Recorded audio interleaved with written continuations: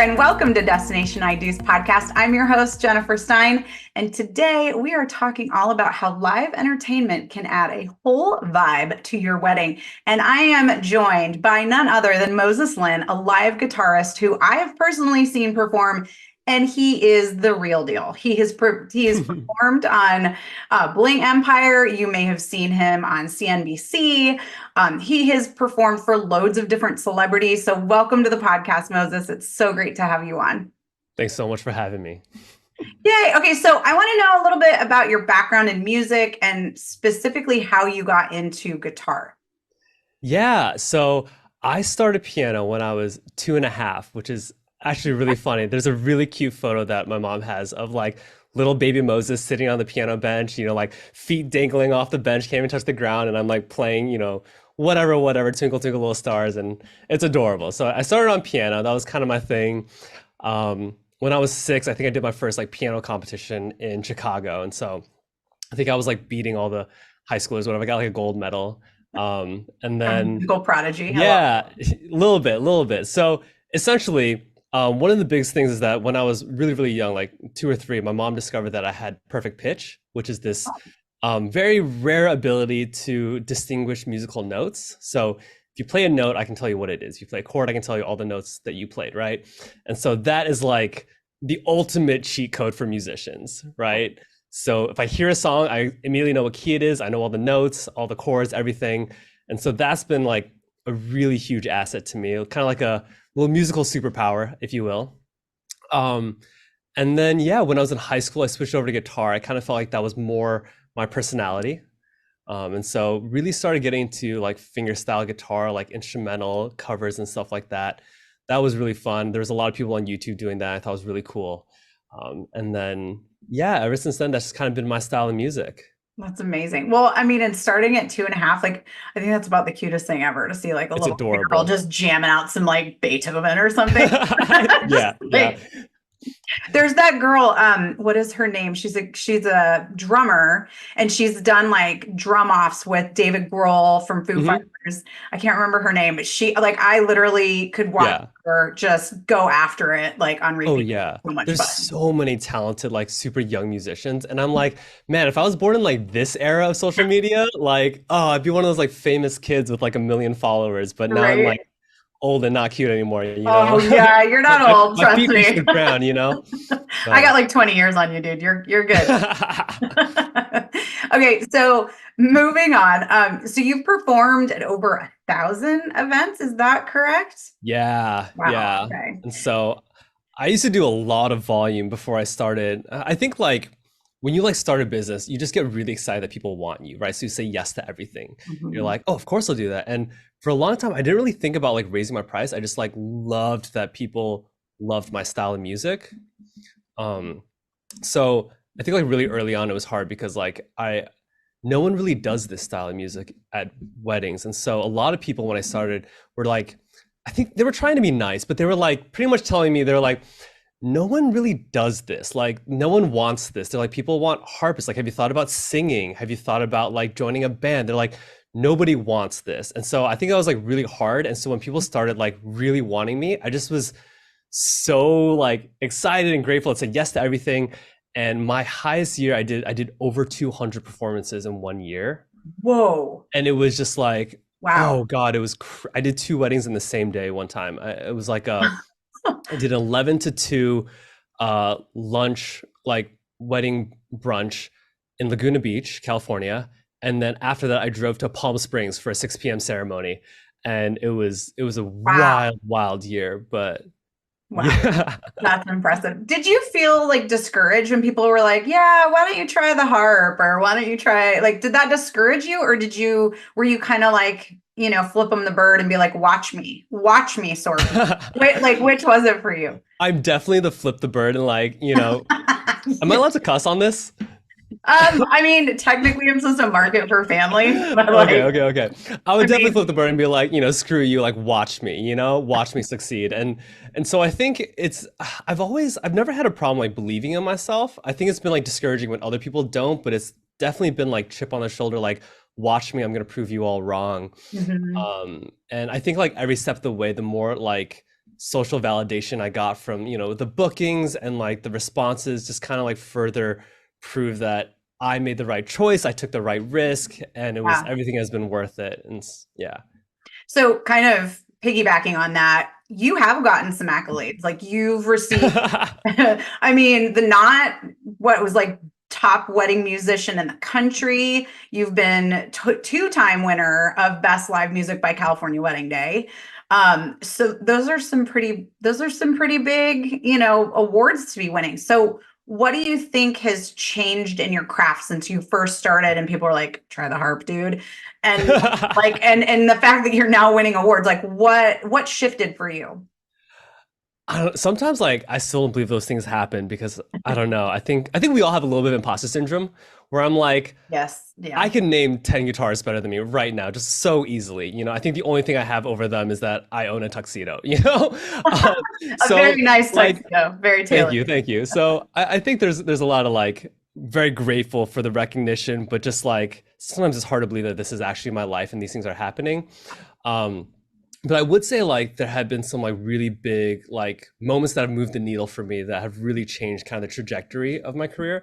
I think the very first one was when I got a wireless system. Hmm. And so very early on, every musician, we just sit in the corner, we play background music. It's kind of like a thing. But yeah, I did this one wedding where it was a dinner reception. I was sitting in the corner, big ballroom, and I could see like it was like 250 guests, right? Huge. And I could see like the very opposite corner. There's this table, and they were going absolutely wild. They were like, it was like a bunch of bridesmaids. They were like singing. They're having a great time. They're like, we love this song. And I could like see them, and they had no idea where the music was coming from, right? Because I'm opposite corner. And I knew that if I could get over there, and like play for them, it would be this like huge moment. They'd probably video it on their Instagram stories and they'd like remember this moment. And I just like, it felt like such a wasted moment Hmm. because I couldn't do anything about it. And so I think that's when I started to think about wireless as like a possible avenue. Most musicians use wireless just to like clean up their cables, and they still stay in the corner, right? Or the band stage or whatever it is. It's just like looks clean. But I really started thinking like, what if I like had a wireless system? I just went table to table at dinner, or walking around cocktail hour, and I could like engage with people. And so that was like actually surprisingly like a difficult transition because when you're seating when you're sitting playing a guitar, right, your arms are like holding it in place, so it's like a very stable playing position. But when you're walking, like the guitar is like flopping around, and so your accuracy is like really hard. So like yeah, in order essentially like doing this like transition to wireless like took me like months and months and months and like relearning my technique and like relearning how to play guitar for this like new position. But I think switching to that and being able to like serenade guests up front, that was like a huge change for like the moments that I create and the experience that I could bring. Yeah. um I think the second big one was when I started bringing someone to every wedding to like take videos, Mm. because then I ran into the issue of I'm having these crazy, awesome, fun moments, bridesmaids dancing, everyone's singing, mom's crying, but like there's no video of it, right? And there's no photos of it, so it's like it didn't happen. And so, and I'd been calling it for years that like the biggest trend was going to be like social media BTS vendors. And I think like this last year is kind of when I was like proved right, because I've been doing this for years, but finally now like BTS is like a thing. A lot of companies are popping up that are doing it. Every planner is bringing a BTS person. Every photographer is bringing a BTS person, and I'm like, We I've been do doing it. this for years, We do it on photo shoots. Yeah, Like it's because people want exactly, to see like the behind the scenes. That's what BTS means exactly. for those of you that don't know. And we That are love boomers, like, maybe. No, I'm kidding. oh, totally. They're like, what's And BTS? what's BTS? Isn't that band? Yeah, but like we love wedding videographers, and they have a very specific thing that they do really well. But BTS is just like a different form of it. And so yeah, I started bringing someone and being able to capture these like really special moments and being able to show that to future clients has been really helpful for me to like really capture what it is that I do and the kind of experience that you get. Yeah, absolutely. And I am gonna just like disclaimer, my the CEO of our company, Carolyn Steer, she actually hired Moses for her 50th wedding anniversary, and I was there. It was so fun. It was so fun.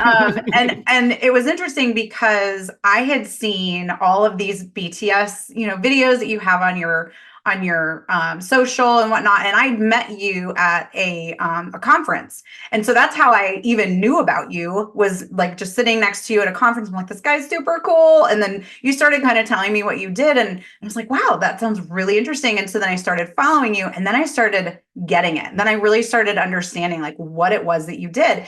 And so, but to see you do it live is truly something to behold, because you are fully walking around the event. You are engaging with all of the guests, not just people sitting down at their seats. Like you're mingling, like as you're playing. But then on top of it, you're able to hold like full-blown conversations with people while you're performing. So is it some sort of like auditory like illusion? Like how are you even able to do that? I like, my brain doesn't connect. It's Help us understand. yeah, it's something that people are always like just stunned by, and they think I'm playing with tracks or that I'm looping. And my favorite moments are when guests are like, no, you're definitely like, this isn't just you, right? And then I'll like stop playing for a beat and like hold up my hands, like, look, no hands, and then I'll Yeah. come back in on the next beat, and they're like, oh my gosh, it's one of my favorite things to do. Wait, this is you up there. I thought this was just a random music and you're not making it for the last. This whole thing has been me. Wait, stop it. One person doing it. I was like, wow, it's in a rap. That's me, buddy. But yeah, I think for a while I didn't realize that it was like a difficult thing to do for musicians, until I started getting a lot of feedback from, a lot of people that they were very surprised by that. But I think the way I kind of think about it is multitasking, but it's on like a higher level. So Yeah. um, I can barely grocery shop and hold a conversation on it. Like, I'm literally like, my friends know, oh, if she's at the grocery store or doing anything outside of maybe driving, mhm, I cannot hold a conversation yeah. and do whatever it is. Like, and hold a proper conversation where I'm Mhm. actively listening to the person and engaging with them, Yeah, so I really think of it as like the difference between, like, I call it conscious mastery and unconscious mastery. So like when it comes to art, like we're all trying to like master our craft, but in mastering it, are you still conscious in what you're doing, or is it like at an unconscious automatic level? So most musicians, like some don't even reach it, right? If you're still reading sheet music and you have your face buried in music during the gig, like you haven't even mastered the song. You're still reading it, right? But if you haven't memorized and you're performing it, but you're still thinking like, okay, this note, this note, this note, that's like a conscious mastery. You sound fantastic, but your brain is like firing a million times a second, and you're very much thinking. But unconscious mastery is the level above that, where you have mastered it so well that you no longer have to think, and it's like this autopilot. So essentially, Interesting. what's happening in my brain during a wedding, and this is funny, I've never really talked about this before, but okay, imagine you have a song stuck in your head, right? So the song's playing in your head, you kind of hear it, and then you're kind of like humming along, right? Because you know the melody, and you're just humming along. That's kind of what's happening, except the song that's stuck in my head is like my version of the song. So my brain is playing it, and instead of humming it, my hands are just moving by themselves. So essentially, I just play it in my brain, and my hands move automatically, and I don't have to think like this finger, this string, this fret. It's just completely automatic. And at that point, my conscious mind is fully open to have a conversation, and just like even like situational awareness, like don't bump into the servers, and know where you're going, don't trip over that cable. And so a lot of it is just I can have conversations and just have the hands going on kind of autopilot. Wow, it's incredible. I mean, to watch you do it, I was just like, okay, this person's brain works much faster and much more efficiently than my own. So like in awe of watching you. Okay, so let's talk for a second about the music itself. So Yeah. when you are working with your couples or their planner and you're creating, for lack of a better word, a set list, because I know that you switch things up. Like you're not like, oh, I'm playing songs 1 through 30 in this order. Like you read the Mhm. room. And so there's things that you're doing that customizes every event Yeah. just based on who's in the room. Because you know the couple, you know the planner, you may Mhm. know maybe a handful of other guests, but it's not like you know every person's like favorite Yeah. song that you're going to play just for them. So how much time do you spend like with the couple creating a set list? Do you Mhm. have like a selection of songs that they choose from? Like, how does that all work? Yeah, I would say like as a general rule for like all couples and all musicians, um, if you can really try to trust your musicians and your DJs to like play the right song, sometimes if you're overly specific, like we want these songs, only these vibes, these genres, it limits them to a sense where it's like you might be like, oh, this is the perfect song, and I know it'd be the perfect song, but I'm not allowed to play that, right? Yeah. And so I think a lot of freedom of creativity for artists with some boundaries is really helpful to help them create the right vibe, right? Because entertainment professionals are professionals. We've done tons and tons of events. We know people. We know how to read people. So a lot of what I do with couples is, obviously like your first dance, when you walk down the aisle, the recessional at the end of the ceremony, we're picking songs for that specifically. Like you get to pick those songs, right?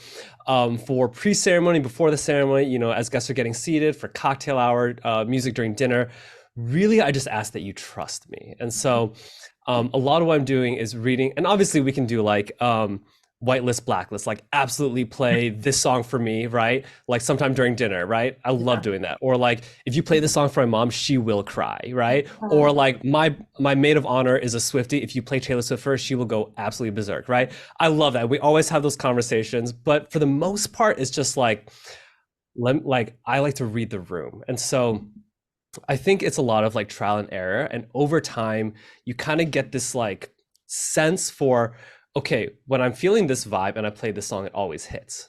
Right. mhm. And so sometimes it doesn't, but those are all like learning points. And over time, you kind of get a really good sense for like, I see a person, I'm like, I think they're going to like this song. Or like you see someone vibing to this song, you're like, oh, this song is definitely next because these two always slap together. Yeah. And so a lot of times, even like during pre-ceremony, I'm like, I love to scan the crowd and like find the party people so I can find them later at cocktail or dinner. Because I know like if you're vibing at pre-ceremony when it's like chill emotional music, then when I like hype it up, you're gonna go crazy. And so like I find them later and they're like my hype people to hype up the whole wedding. Yeah. Well, and sometimes you do. You need like that energy in the room to just kind of help like boost it to the next level for Oh sure. yeah. So let me ask you this. When you're working at a wedding, like are you typically working with the couple or the wedding planner? Do you exclusively meet with like one or the other? Like how, like let's say the couple is using a wedding planner and they're like, Mhm. we want the wedding planner to handle every detail. Like how do you get then kind of to the nitty gritty of like what their favorite songs are? Do you trust the wedding planner to like give that information up, or do you say, no, I really need to meet with the couple, even if it's for 10 minutes before the wedding? Like what's your Yeah. process there? Those are always a little bit tricky. So, if that's what the couple wants and that's how the planner operates, I of course respect that and I try to work within, the system, right? It is harder for me to um approach the performance correctly without knowing the couple's vibes. So a lot of times when I'm meeting with a couple, like of course we're talking about logistics and stuff like that, but a lot of it is like a vibe check, right? Because if I know your vibe, it gives me a really good idea of what the guests are like and what your family's like. And so if you guys are very like quiet, introverted types, I'm approaching it very differently than if you're like wild party people. Mhm. And so sometimes going to a gig without knowing anything, it just takes a little bit longer for me to like get an accurate read on the crowd. And so a lot of times I tell the planner like, hey, they're welcome to schedule a call with me. I'd love to meet them, but no pressure, right? And Mhm. so if the couple's just like, I don't want to meet anyone, nah, don't worry about it. Yeah. It's fine. And then I just send the form to the planner, and the planner gets the songs for me. Well, and I think, it comes back to what you were saying before. Like, you really have to trust the vendors. And typically, if you've hired a really great wedding planners know other great vendors, right? Oh It's like yeah, having, I think I said this in like a podcast or so ago. It's like having one good doctor knows other good doctors, right? So yeah. it's like you want to get yourself in with a really good group of people. And then once you're there, trust them, because micromanaging all of the vendors Oh is, yeah. you're going to drive yourself nuts. You're going to drive your vendors nuts. And you're probably going to like kind of sabotage your event Yeah, because totally. you're not a live guitarist. You're not a florist. You're not a wedding planner. You're not like a production or lighting company. Like you, unless you are and you then do it yourself, but like, Yeah. you know what I mean? So Mhm. I'm totally with you on the trusting your vendors, especially if you're doing a destination wedding, because you don't have the ability to meet face to face with every single Yes. vendor. You really have to just kind of trust and let go of all of that. Mhm. So yeah. Trust goes so far. And honestly, like the planner has so many meetings with a couple. I'm just gonna ask the planner like, what's their vibe, and then she'll tell me everything. So a lot of times it's always a simple fix. Kind of like a gatekeeper. A little. You shall not pass. No, I'm kidding. Anyway, on that note, I'm going to take a quick commercial break. And when we get back, we're talking even more detail with Moses Lin himself. Hang on. Are you looking for the perfect vendors to make your wedding dreams come true? Well, luckily, Destination I Do has our very own vendor directory. From our homepage, simply click Find a Vendor, scroll down and choose your filters, and learn more about the vendor. You can view their recent work, click on their website, or even find their contact information at the bottom. We personally vet all of our vendors, so you can stop scrolling and just go to destinationido.com/find-a-vendor. And we're back with Moses Lin, and we are talking all about how a live musician can totally up the vibes of your wedding. And I do understand that you will actually learn a special song for your couples. I want to hear about that process, about how long it takes and what's entailed in that. Yeah, definitely. So as far as song requests, like every musician can learn songs for you. Some is easier, some is harder, and it's kind of like on a spectrum, right? So depending on how hard the song is, how hard the arrangement is. So most musicians are just they'll look up the sheet music online or they'll look up the chords and they can learn it. That usually takes about like 5-10 minutes, honestly, right? So those musicians can learn like 100 songs for your wedding and it's super easy. On the other end of the spectrum is, for me, I'm actually creating the arrangement. So the sheet music that other musicians are buying is the sheet music that I'm actually selling, right? Not a pitch, but so the arrangements that I make take me anywhere from like 30 to 40 hours to create. So it is a huge process. And it's a process where I'm taking the melody, the chords, the bass line, and the percussion of a song and finding a way to like merge them all together and play all 4 parts simultaneously on the guitar. So it's a bit of like a Sudoku puzzle. You're like, oh, is this gonna fit? Oh, if I play this, I can't play this. Okay, but what if I shift this? And you're just like finding a way to perfectly meld all these things that they fit together and sound like a band, but also still sounding like distinct parts. And it's honestly one of my favorite things to do. It's like a very like creative process. I think honestly, that's one of the things that I think like, yes, I'm great at performing guitar, but I feel like the arranging process is what I'm like actually like really, really good at. So I'm very proud of that. And what I love doing for couples is essentially, I have a pretty extensive list at this point in my career, but if there's like a new song that's out there, you're like, I love this song. I love just creating a version of that just for them and playing it for the very first time at their wedding. And my couples are like, oh, like, can we hear a preview? Can we hear a snippet? I'm like, absolutely not. Like you don't get to hear this until the day of, because I promise you, it's gonna hit. It's gonna hit. And so it. I always tell them like, okay, like this is your favorite song. You've heard it a million times. It's still special, but it doesn't hit the same way it did the very first time you heard it. And so what I'm gonna do is I'm gonna create a version that you've never heard before. And so it's still your favorite song, but it's gonna hit like the very first time you heard this song. Yeah. And so I have so many stories. I did this one wedding where essentially the bride, she booked a custom song as like a surprise for the first dance. And so during our final meeting, I obviously lied to the group. I was like, oh, your first dance song is, Ed Sheeran, whatever. And then we get to the first dance, the DJ announces it, I start playing this song, and like within like 5 seconds, the groom recognizes it. Literally, like he's like in tears before he even reaches the dance floor. And so like, and there's like, I think he had like a lav mic on because you could hear him like sobbing in the video, just like whimpering. And it was just so adorable because that was like their special song. There's like a lot of deep meaning behind that. But I think there's like ways to like class up a wedding and like really make it super emotional. Doing stuff like that is, 10 out of 10. Well, and I think too, like we talked about this a little bit before the break, but listening to Moses play, it sounds like an entire band. Like it literally sounds like he has a track running behind his music, but it's not. You are playing in the percussion. You're playing all of it, and you're not singing, but you're playing multiple, like you said, multiple different. I don't even know what you call it, like layers, parts. layers, yeah, to the song all at one time as you're walking around and your guitar is flopping and you're having conversations and you're like, my mind is blown that this person is like, is he AI? Like, how is that even a human being can do that? I'm I actually a don't robot. AI coming for your jobs. I know. God help us all, right? But it really is something pretty cool that I have never seen before. Because, like you said, typically a musician, if they know the notes and they've got the sheet music directly in front of them, they can play anything. Yeah, it's always best to rehearse it and whatnot, but that just gives a lot more, they have a bigger library, so to speak. However, they're sitting in the corner and they're playing a song, and like this is just very different from that. And I'm going to invite all of our listeners to definitely check out Moses's social media, because I feel like that's a good way to at least get a taste of what you're talking about and what we're talking about. It's a little hard to like describe it, in words. Like you really have to see it to believe it, kind of, because it's a little magical.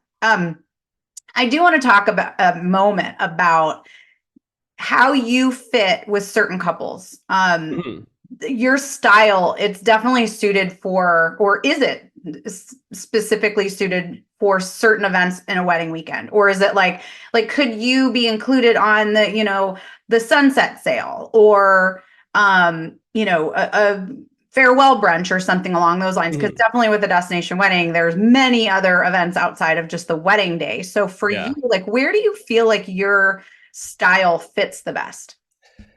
Yeah, that's a great question. I definitely think like baseline, what the couple wants, we're making it happen, right? That being said, guitar is not the right fit for everyone or every event. Definitely like you cannot have a dance party to my music. It does not work. It's fun, but it's not. You're not getting ratchet to acoustic guitar instrumental. It's not happening, right? So, and in some parties, you want a saxophonist, you want a violinist. There's so many flavors of live music out there. Definitely there is no best, right? It's kind of what is your style. And so I think for my style of music, some of my favorite things to do is, I think rehearsal dinners, like a really small, intimate, like you're not booking a live band for the rehearsal dinner, but you want a little something that's kind of the first impression for the weekend. And so you want to elevate that a little. Rehearsal dinners are great. I think ceremonies can be really emotional. Dinner is really fun, gives people something to talk about. I think dinner can sometimes be a little stagnant as you're waiting for courses, and you have a need for entertainment there. So yeah, there's a lot of different things, but definitely like we're not doing dance parties. But I think when you're looking for like that kind of either like a very like small intimate vibe, I think those kind of things go really well, or like a very like high energy moment. So even like corporate events that are really high energy, really fun, you kind of want that big flashy thing for people to talk about. Those are great events too. Yeah. And I have to say, like, having been to many events myself, different weddings and corporate events and things of that nature, conferences, one of the things that makes me a little crazy, quite honestly, is at like a networking event or something along those lines, where they've got the music so loud and the whole point is to interact with the other guests there. And there's the music. And I'm starting to get old enough that I'm like, I can't hear. I'm like reading lips. You know what I mean?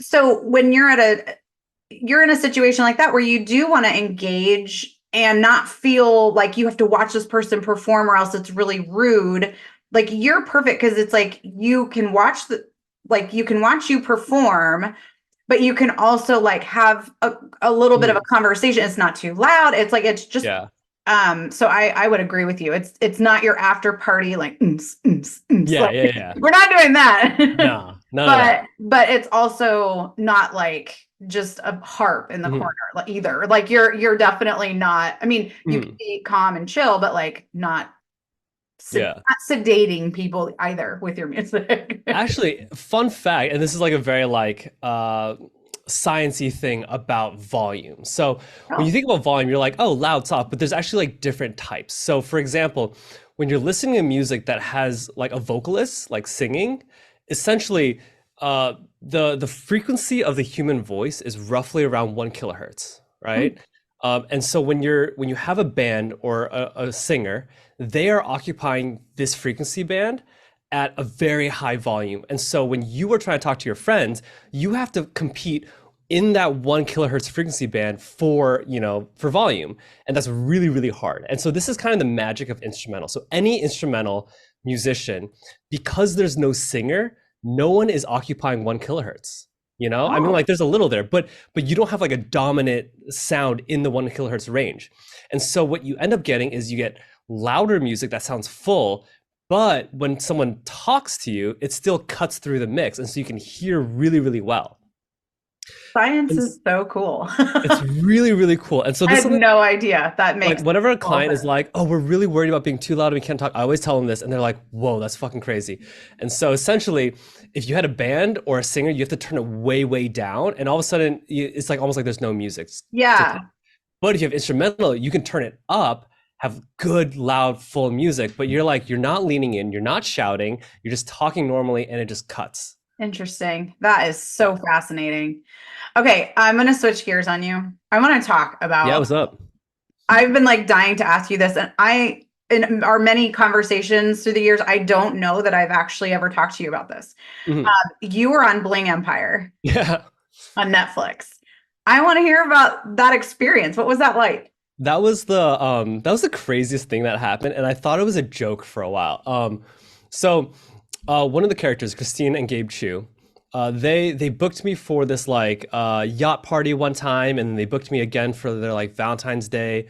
And then during the Valentine's Day, they actually like invited me to like, they were like, oh, put on the guitar and come eat dinner with us. So I was like hanging out with them, and then they started talking about, this was after the first season of Bling Empire, and they were like, oh, Moses, like, are you dating anyone? We want to set you up with our friend, blah, blah, blah, blah, blah. And then they were like, and then Christine turns over to Gabe and she's like, we should bring him in for the next season of Bling Empire. He'd be so perfect. And I was like, no. I was like, I turned to Christine, I was like, shut up. Like, absolutely, you're kidding. Like, don't play with my heart, I was like, I'm down, but don't kid around with this. You get me too excited. And so I thought it was a joke. And then one day, like, she called me up and she was like, hey, what are you doing this Thursday? And I was like, nothing. And she's like, oh, we're filming. You want to join? And I was like, okay. And so it was like the season finale, and they were doing like a dinner party, and they like wanted me to perform for everyone. And so I was really hoping for just like this like one pan shot with me in the background would be cool. But ended up, there was like this like really crazy moment that happened where essentially one of the characters, Devon, had like written a song, I think for Kevin, and everyone was like, oh, we want to hear you sing it. And she was like, no, they're like, come on, we want to hear you sing it. And then Christine was like, oh, wait, we have a guitarist. And so she comes running in the back, and I'm in the back eating my vendor meal, and I just hear, oh my God, we have a guitarist. And I'm like, what is going on? So she's like, come here. She's like, can you learn the song and play it? And I was like, what song? And it's like her original song. And so essentially, you're like, that's going to take me 30 to 40 hours. Yeah, right. So essentially, no, this was like the most like high pressure situation. So, and I have the deleted scene, because they didn't actually include this in the final one, but I had the deleted scene on my Instagram. But essentially, Devon plays me the song on her phone one time. So I got to listen through it one time. And as I'm listening, I'm memorizing the chords, right? Because I have perfect pitch. So I'm memorizing the chords, the order, how many measures of this, how many measures of that, the order of everything. And I'm like, I get one shot. And so I'm just like focusing. So this is like not even conscious mastery. This is like super focused, like, so I listened to it one time, and then they put a Netflix camera in my face and they're like, go. And I was like, wow. Like, not only do I have to play it perfectly, but I also have to look like I'm, natural and like, no sweat. Oh, I was stressing so hard. So it ended up went really well. She sang, everyone claps, Kevin comes up, hugs her. It's a really sweet moment. It unfortunately didn't make the final cut, but that was like one of the most stressful moments I've ever had in my career. Because like, now you have something to tell your grandkids. Be like, I know, because like, what if I made a mistake and then someone makes a joke and then become a meme? Right, and no one wants to become a meme. Yeah. I mean, most people don't want to become a meme anyway. Mm-hmm. Yeah. Wow. That is an absolutely unbelievable story. And so how do you feel like you really did? Like because you watched it back, I'm assuming, like, do you have the part that they clipped? Like, you said you had it. I got really lucky because the photographer that day was Lizette Gatliff, who I know from Engage. Okay. And so I show up and I was like, oh my God, what are you doing here? And it's always fun when like clients book your friends and you show up to a wedding or a gig and you're like, oh my God, all my friends are here. It's so fun. Anyway, so luckily, I'm so grateful to her because she got a lot of BTS footage for me that I was able to then share, you know. So without that, you know, I wouldn't have had anything. Thank God, right? Yeah. Like, because you'd have to you'd be like the legend, telling kids, and it'd be like, was the fish this big or this big? But Yeah, you yeah, yeah. actually It's like have real I proof promise it of it. happened. Yeah. That's so cool. Okay, so did that after the show aired, did you Mm. see like a marked change in business for you? Did it take you to the like kind of the next level, or was it like, did anything like that happen? Um, Not particularly. I was really hoping for like a lot more. It Yeah. was just fun, you know? Netflix producers call you want your own show. Yeah, yeah. I think yeah. So I think for like new clients, it was like, oh, I guess that's fun, you know, but it didn't really Mm, seem like a decision maker. I think a lot of it was like a fun fact that I did feel like I had a few couples that got like really, really excited. So like there's this one wedding I did where the groom like mentioned it during his vows. no It was, way. yeah. So I have the video on Instagram of it. I went to the videographer after. I was like, I need this clip, please, please, please. That's And pretty so cool. he was pretty much saying like, he was like, oh, like you're just naming all the things that he loves doing. He's like, I love, you know, like cooking with you and like watching our favorite shows. And then like turns and points. So he's like, Bling Empire, shout out Moses, you know? And I was like, during your vows, bro, I loved it. It was fantastic. But yeah, I think like Anything goes. a lot of clients like found it like something like a fun fact to like share with their friends, like, oh yeah, we booked the guy from, you know, XYZ. But I didn't really think it had like a huge like financial Yeah. impact for me. Yeah. I am always curious because, sometimes like things go viral and like on social or whatever, and then it's like this windfall. And then, and then sometimes it's like you'd think that that would happen and then it doesn't or whatever, Yeah. So it's always interesting to me, like what ends up creating that tipping point and what doesn't. And it sounds like your tipping point has kind of Yeah. come based on your own talents and your own hard work. Mhm. Like you definitely you're kind of the master of your own universe there, Moses. I'm telling you Thank you. what. Thank you. Speaking of being the master, what's next for you? Do you have any Uh, big audacious goals for this year? this was not that big, but I am putting out a new album on Spotify soon. I've started realizing that a lot of my clients just love listening to my music, you know, and so I think it's just a really easy way. I'll like make CDs and send them to all my favorite wedding planners and stuff like that. And so that's just kind of like a fun side project. I don't really make a ton of money off Spotify. It's more just like it's kind of fun. So I'll probably putting out an album in the next couple months or so, whatever. I think one of my big goals for like this year and moving forward is I've done a lot of destination, but most of it's like in the US. And so, you know, I've done, you know, Lake Como, Milan, Cancun, but really I would love to do like a lot more international and kind of like spread out kind of globally as opposed to just doing a ton, you know, of destination in the US. There's a lot of really talented wedding musicians, and that's kind of one of my other goals is like I've recently gotten into like doing a lot of mentorship for a lot of wedding musicians around the world. And so I'm really passionate about like, I know like what I do is cool and special, but I really think that a lot of musicians are capable of like creating really, really unique and special like experiences that like I'm not capable of because I don't play every instrument, right? So like the things you can do with other instruments are way different. And so I really love connecting with and like coaching other musicians to like up their game. And I'm seeing a lot of like really great independent solo musicians like rising up and like doing really well. And that makes me super, super happy because I think across the board as an industry, I'm very supportive of independent musicians that kind of create their own businesses and do unique, cool things. And we're all about that like big, oh wow moment at weddings. Like guests come in, something really cool happens, and they're like, oh, you know, oh shoot, like this is freaking awesome. And the phones come out and they're like videoing it. And I think the more across the board that becomes like a thing and that becomes a trend, you know, like the whole industry raises, I'll raise with it. And I just, yeah. There's plenty of room at the top for everybody. Oh And yeah. I definitely love that you have a collaboration over competition mindset because I do think that that's, especially in the wedding industry, that's not felt by everyone. So I think that's really, really great that you're, wanting to kind of pull people up alongside of you instead of just being like, I'm the best, I'm the Yeah. only, that's pretty cool. Mhm. Okay. Well, thank you so much, Moses. It has been such a pleasure having you on. I knew Such it a would be, pleasure. but Now I know for sure. Anyway, if you guys want to follow Moses, his website is moseslinmusic.com. On Instagram, you can follow him, Moses Lin Music. And then on TikTok, it's The Wedding Guitarist. And definitely listen to him on Spotify and Apple Music. I personally subscribe to your channel, so I have everything like favorited and, added to my own liked playlist. So You're so sweet. Thanks. And if you guys want to follow or like or comment or any of the things, it's destinationido.com is our website. Destination I Do is our social handle. So follow us and like us and do all the things, and we'll see you next time.